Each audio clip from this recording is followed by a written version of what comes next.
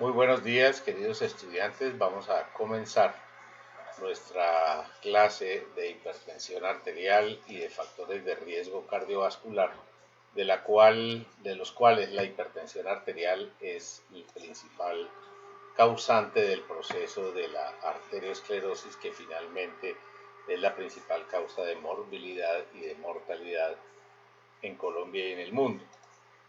¿Qué es la presión arterial? La presión arterial es la fuerza o el empuje o la presión que ejerce la sangre sobre las paredes arteriales. Esta presión es posible medirla o bien mediante la inserción de un catéter intraarterial o bien mediante el uso de estos tensiómetros o esfigmomanómetros, que bien pueden ser aneroides como los que usamos, los que tienen ustedes, o puede ser digital. Anteriormente se usaban estos tensiómetros de mercurio, ya no son empleados. Nos da siempre la presión arterial un par de cifras: la presión arterial máxima, que es la sistólica, que representa la presión máxima que ejerce el ventrículo izquierdo al momento de la eyección, y la presión arterial diastólica, que es la presión que se mantiene en las arterias al final de la diástole ventricular. De estas cifras se desprenden algunas variables importantes para tener en cuenta. La presión de pulso o presión de perfusión es la presión diferencial, es decir, la presión arterial sistólica menos la presión arterial diastólica. El segundo elemento es la presión arterial media. ¿Cómo se mide la presión arterial media? Es 2 veces la presión arterial diastólica más la presión arterial sistólica dividido entre 3. Por ejemplo, si un individuo tiene una presión de 120/70, la presión arterial media será 2 veces 70, es decir, 140, más la diastólica, la sistólica, que es 120. Todo esto sobre 3 nos dará 86 milímetros de mercurio. Esa presión arterial puede ser convergente cuando están cercanas la una de la otra, por ejemplo, 100/60, 100/66. Habrá una presión diferencial pequeña y nos dará una presión del pulso cuando es tomado en la arteria radial pequeño, que se llamará pulso parvus. Y la presión arterial divergente cuando hay una gran diferencia entre la una y la otra, la cual nos dará la determinación del pulso arterial, llamado pulso magnus. Y llamamos también hipotensión ortostática al descenso súbito de la presión arterial cuando el paciente pasa de una posición sedente a una posición sentado, o de una posición sentado a una posición de pies. La presión arterial se toma con el tensiómetro y el esfigmomanómetro, y las cifras varían de acuerdo con el aparato, de acuerdo a las condiciones previas del paciente, de acuerdo al momento en que esta es tomada, pero la clave, fíjense ustedes, es que el brazo se encuentre a la altura del corazón y apoyado, como vamos a ver un poco más adelante. De esta toma de presión arterial pueden haber errores. Por ejemplo, si el fonendoscopio, que normalmente debe medir 60 centímetros, si hay un mayor espacio muerto, habrá distensión de sonidos, se distorsionan.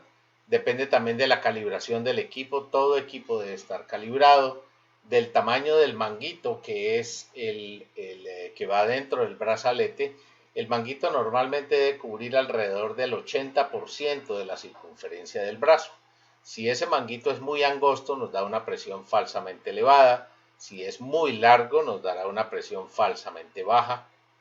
Nunca se debe tomar la presión por encima de la ropa, por encima de la camisa, porque nos da lecturas erróneas. El fonendoscopio no debe ir colocado debajo del tensiómetro, porque nos dará una presión falsamente alta. El fonendoscopio debe quedar hacia abajo, pero no debajo del tensiómetro.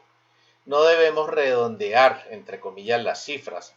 La lectura no es minuciosa si no se lee marcándola de 2 en 2, como vamos a ver más adelante. Los tensiómetros vienen de 2 en 2.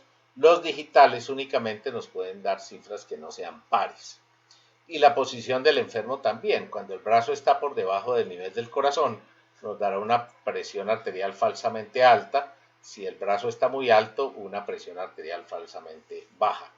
Y la espalda siempre debe estar apoyada De lo contrario, nos dará una presión falsamente alta y los pies deben estar apoyados sobre el piso.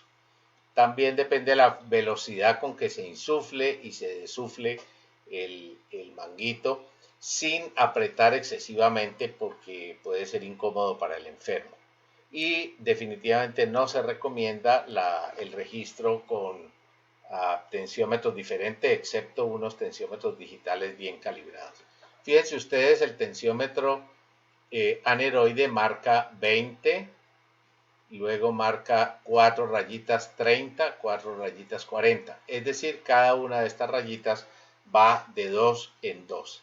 Y observen aquí cómo el fonendoscopio está colocado distalmente al tensiómetro y no debajo del tensiómetro para no dar lecturas falsas.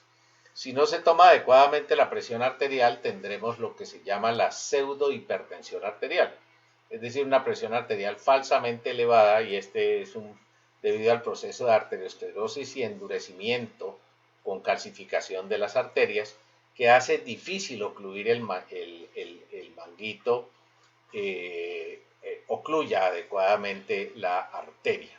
Cuando tenemos duda, entonces hacemos la maniobra de Osler, que consiste en palpar la arteria radial, inflar el manguito del tensiómetro por encima de la sistólica. En ese momento deben desaparecer los ruidos del Korotkov. Y si aún después de estar por encima de la sistólica persiste palpándose la arteria, hablamos de una maniobra de Osler positiva o pseudohipertensión, que es debida a una arteriosclerosis severa, hecho que es bastante frecuente en los ancianos. Se derivan también dos elementos para tener en cuenta: la hipertensión arterial de bata blanca, que consiste en la presión arterial elevada transitoriamente en ambientes de consultorio, en ambientes hospitalarios, pero el paciente mantiene presiones arteriales normales en la casa o en el trabajo. Y la presión arterial, la hipertensión arterial enmascarada, que es una presión arterial elevada en la vida diaria, en el trabajo, en el diario quehacer, pero cuando se registra en el ambiente hospitalario o en el consultorio aparece siempre normal. Estos dos elementos son importantes para tener en cuenta cuando vamos a hacer, no tanto para el diagnóstico, sino para el seguimiento. Bien, toda presión arterial por encima de 140 de sistólica y por encima de 90 de diastólica se llama hipertensión arterial.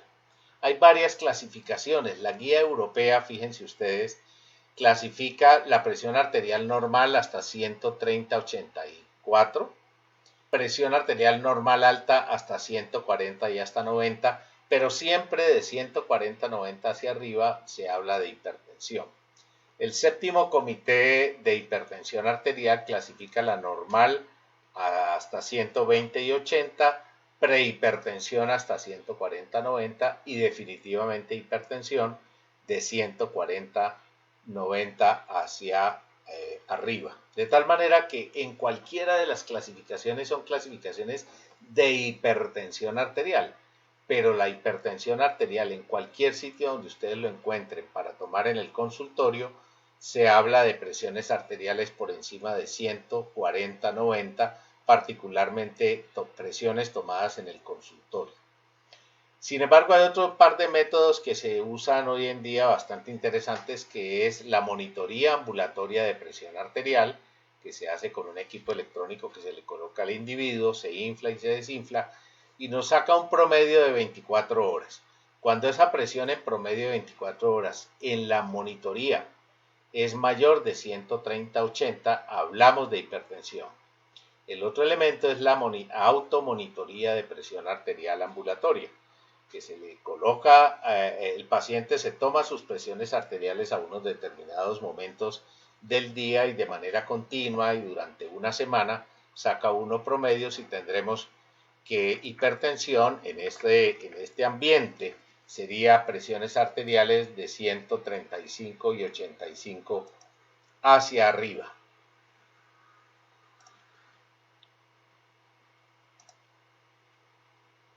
Así que presión arterial normal, con esto vamos a trabajar, es hasta 120/80. prehipertensión hasta 140 y 90, y toda cifra sostenida por encima de 140-90 es hipertensión arterial en un adulto que no se encuentre tomando medicamentos antihipertensivos y que no se presente en casos agudos, por ejemplo, un paciente con un dolor abdominal, un paciente con una fractura, un paciente en ciertas condiciones agudas, la respuesta normal es elevación. La hipertensión arterial es una enfermedad que mantiene elevada la presión arterial en todo momento. Y si el individuo definitivamente tiene mayores de 140-90, será hipertenso. Lo clasificamos en estado clínico 1 cuando tiene por encima de 140 hasta 160 de sistólica y de 90 a 99, o es decir, hasta 100 de presión arterial diastólica. E hipertensión arterial estado 2, cualquier cifra por encima de 160 sobre 100. Y existe una condición que es la llamada hipertensión arterial sistólica aislada, en que el paciente tiene una presión arterial sistólica de más de 140 con una diastólica de 90 o menos. Entonces, una cosa es el diagnóstico de hipertensión arterial 140-90 en cualquiera de las condiciones que hemos dicho en el consultorio, haciendo las excepciones que les dije de la automonitoría de presión ambulatoria en casa y de la mapa o monitoría ambulatoria de presión arterial. Ustedes necesitan tener muy claro ese concepto en semiología, que la hipertensión arterial es 140-90. Cuando ustedes estén más adelante y trabajen con monitoría ambulatoria, cambian las cosas. Y otra cosa también muy diferente son las metas del tratamiento. De esto no hace parte de lo que ustedes tienen que ver acá en semiología, pero las metas dependen de un adecuado control. En individuos mayores de 60 años lo consideramos bien controlado si tiene hasta 140-90, los pacientes diabéticos hasta 130-80 y los pacientes con enfermedad renal crónica hasta 130-80. Así que una cosa es el diagnóstico de hipertensión arterial ambulatoria en consultorio, otro elemento es la monitoría ambulatoria de presión arterial y el otro elemento es la AMPA o automonitoría de presión ambulatoria.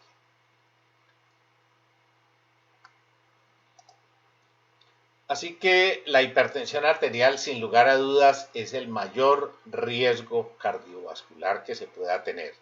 A mayores cifras de presión arterial, a mayor evidencia de lesión de la hipertensión produciendo lesión de órganos blancos y a mayor cantidad de otros factores de riesgo cardiovascular, tendremos un mayor riesgo, mayor morbilidad y mayor mortalidad. A medida que se aumentan las cifras de presión arterial y a medida que se aumentan o se van adicionando otros factores de riesgo cardiovascular como diabetes y otros que vamos a ver más adelante, el riesgo se va incrementando. Así que si tenemos pacientes con presiones arteriales de 180, 110 y varios procesos clínicos, si ha tenido ya un infarto, una enfermedad renal o diabetes, el riesgo cardiovascular se va aumentando y asimismo el riesgo absoluto que va teniendo el paciente por complicaciones cardiovasculares se va aumentando de un 15% o menos con presiones arteriales normales hasta riesgo de mortalidad cardiovascular mayor del 30%, 10 años. Hasta aquí entonces tenemos la primera parte de esta clase de hipertensión arterial y el proceso de los factores de riesgo cardiovascular. Seguimos con la siguiente en unos minutos.